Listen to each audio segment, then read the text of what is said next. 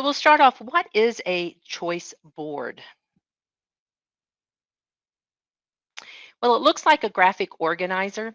It can contain pictures, it can contain links, it can have just text, but somehow it is in a table format or a chart format, so it is organized in a graphical manner. It offers student choice, which then promotes independent learning for our students. It allows you to have students learn a new concept, or they can demonstrate mastery of a standard or a skill by using the choices. It provides you, the teacher, with a way to differentiate. And they can be complex or they can be simple. Just a couple of tips to keep in mind when creating your choice boards. You should have no more than 9 squares. And if you're elementary, you probably don't even want to have 9, depending on your students. And you, the teacher, will know what your students can handle. And also, you should only have one option per square.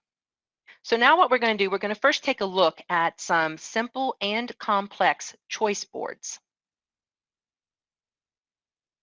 I consider this one to be fairly simple. There are no links. It just gives the students choices from which to choose. This would be where I would have my students showing mastery of the various Google Workspace apps.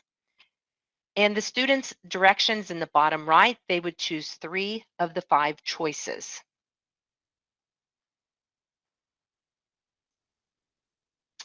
We may have our students uh, talk about the courtesies that we should use when we're collaborating with our other classmates.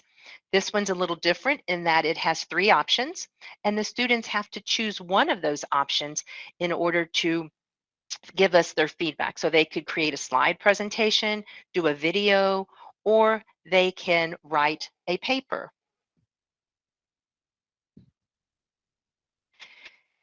This one is more what I consider elementary. You can use shapes, colors. Also, you could link audio files or you could link video files to the various sections so that you're giving the younger learners their directions either through a video or through an audio file. This one is called tic-tac-toe. That means that the center block is not an option. It is the mandatory one that all students have to complete. And then they have to make a tic-tac-toe. So they get to choose from the options.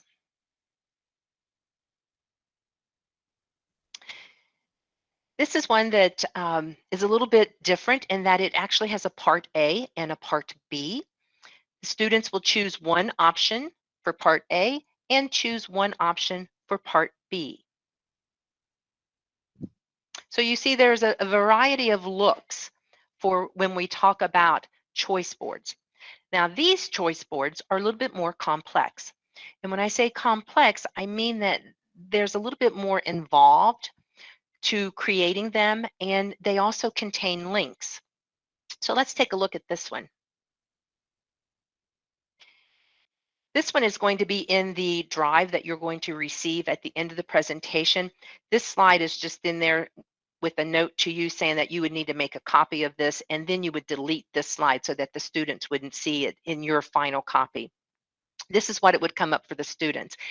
Notice it says you're going to add your instructions at the top, and your instructions could be select 3 activities under the symbol given to you by your teacher. Now, there are 5 sections on this example. Again, you don't have to include 5. You could use 2, you could use 3. You know your students. If you're new using choice boards with your students, I would suggest that you start out a little simpler. Don't overwhelm them with a lot of choices. Your sections could be, maybe this is a reading activity, this is a writing activity, this may be a hands-on activity. Whatever fits your classroom and fits the skill that you're trying to help your students learn or the standard that you're trying them to show their mastery of. This one would be, let's say I'm a student and I choose blue. My teacher tells me blue. So if I click on blue in section 1, it takes me to the page that's going to give me the instructions for this choice. Notice at the bottom, there's a button that will take me back to the choice board. So if I will say, well, I want to see what section 5 is, what's my choice there? It then takes me to that option. So the students can just click to see what are my options.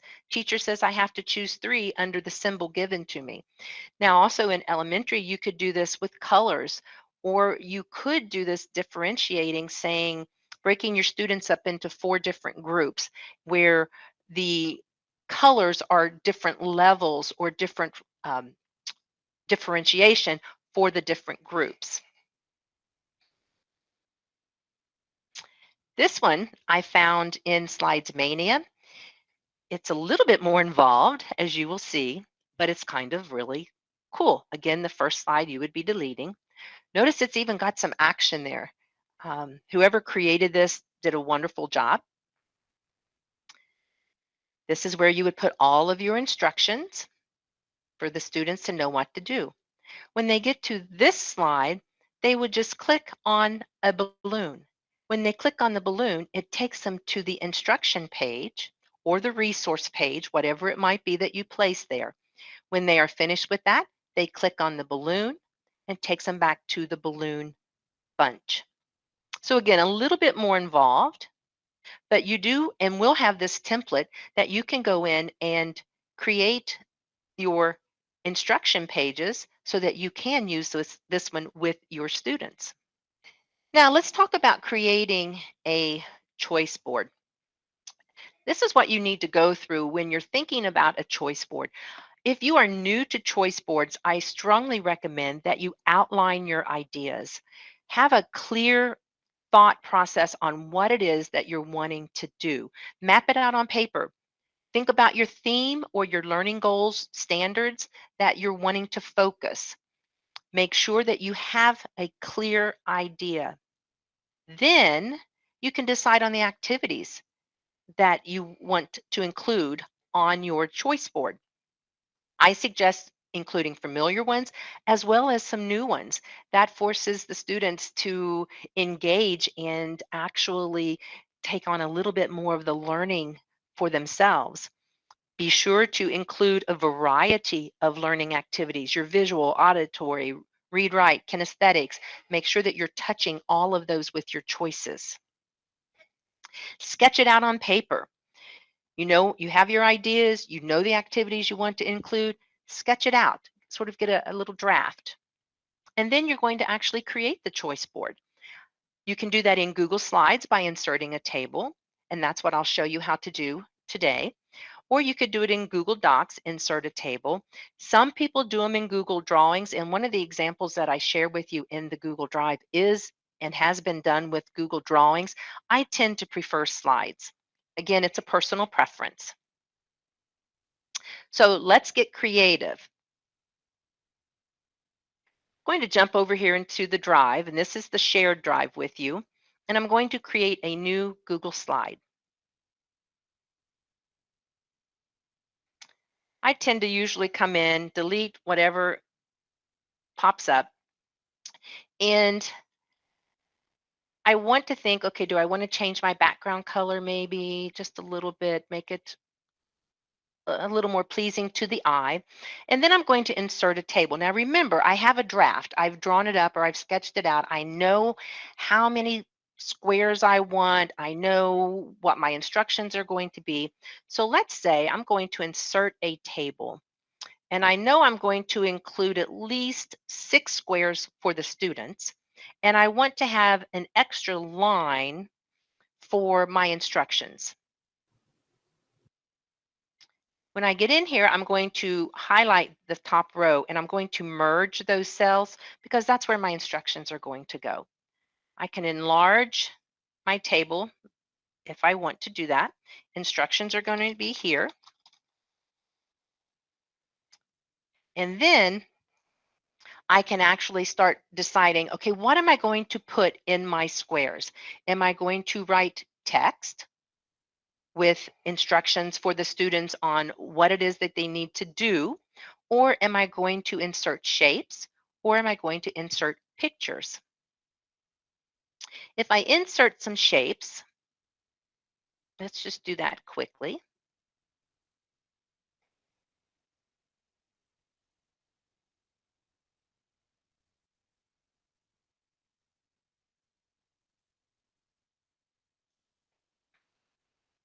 And we'll just insert 3 just for time's sake.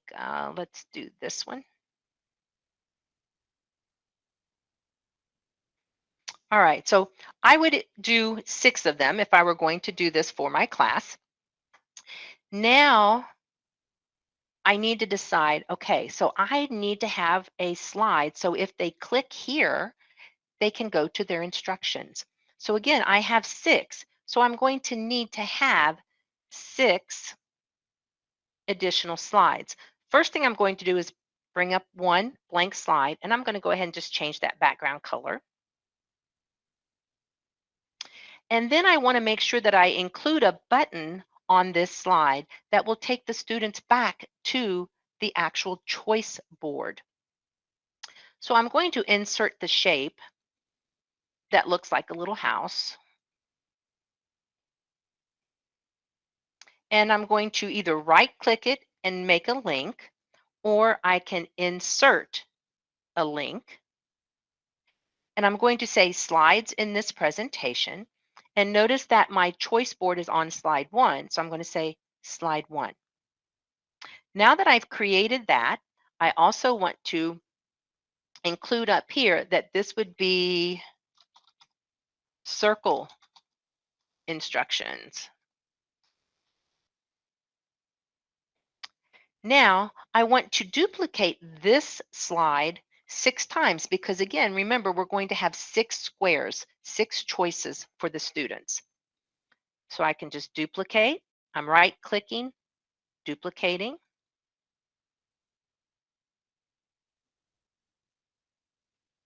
Now all I have to do is go to these individual slides because they all say circle. So I would change it and say shape 2 perhaps.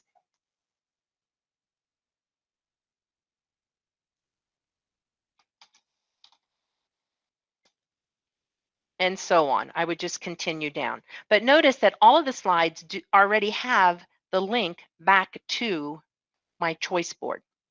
So now if we present this to the students, and this is how I would test it out. This is what the students would see.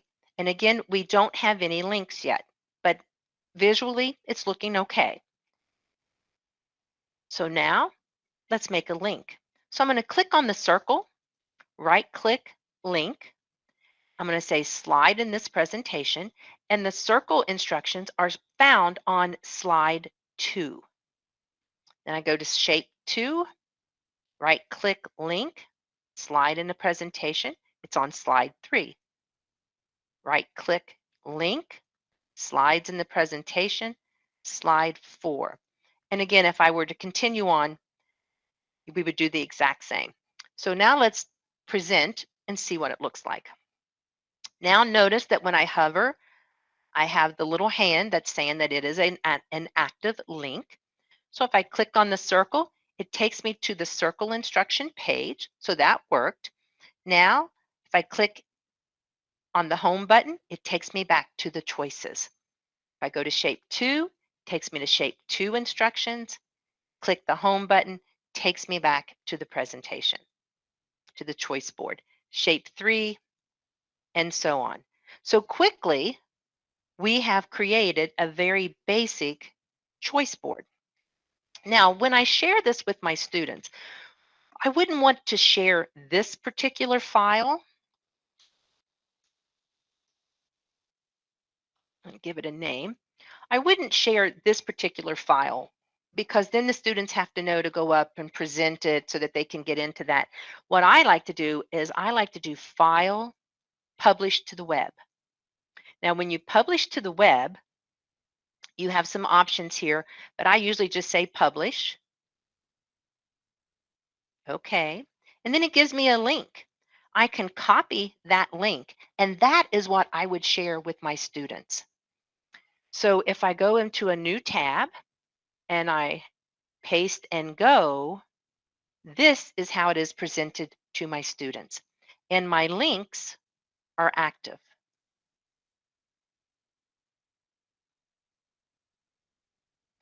I know I went through that sort of quickly, but it's not very hard, I hope you see. So this is the drive that you're going to get access to. As you can see, there are lots of samples. Some of them are very complex. Some of them are very simple. These are here for you to make a copy of so that you have it in your personal Google Drive and to change it and to use it. And remember, your choices are yours. So when you're creating it, think about your students and think about the activities so that you are covering all bases. This is the link to the drive. I just shared the link to this presentation and I have published it to the web so it will come up as I showed you it does for the students. That this way you have a copy of the presentation with the steps necessary for what you need to do, thinking through, and also the samples, and it will also have this link that you are looking at on your window. I appreciate you attending today. I hope you receive some good information that you can use in the classroom with your students, and enjoy the rest of your day.